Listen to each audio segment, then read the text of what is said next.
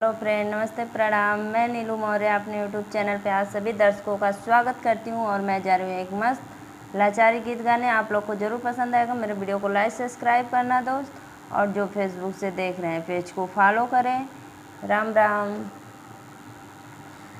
जनक बगिया में फूल की बहार बा, केहू न तोड़वार बायना। जनक बगिया में फूल की बहार बा, केहू न तोड़वार बायना। जनक बगिया में फूल की बहार बा, केहू न तोड़वार बायना।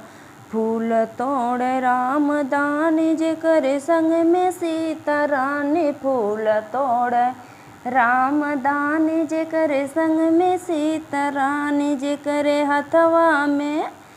करे हथवा में धनुष के निशान बा, केहू न तोड़वार बायना। जे करे हथवा में धनुष का निशान बा, केहू न तोड़वार बायना। जनक बगिया में फूल के बहार बा, केहू न तोड़वार बायना।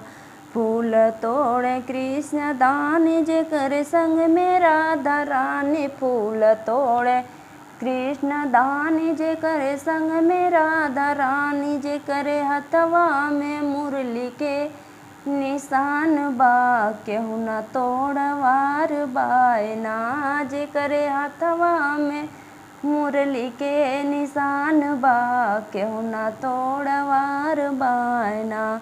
जनक बगिया में फूल के बहार बा, केहू न तोड़वार बायना। जनक बगिया में फूल के बहार बा, केहू न तोड़वार बायना। फूल तोड़े शंकर दान संग में गौरा माता रानी। फूल तोड़े शंकर दानी जे करे संग में गौरा रानी। जे करे हथवा में डमरू के निशान बा, केहू न तोड़वार बायना। जे करे हथवा में डमरू के निशान बा, केहू न तोड़वार बायना। जनक बगिया में फूल के बहार बा, केहू न तोड़वार बायना। जनक बगिया में फूल के बहार बा, केहू न तोड़वार बायना। फूल तोड़े विष्णु दानी जे करे संग में लक्ष्मी रानी। फूल तोड़े विष्णु दानी जे करे संग में लक्ष्मी रानी। जे करे हथवा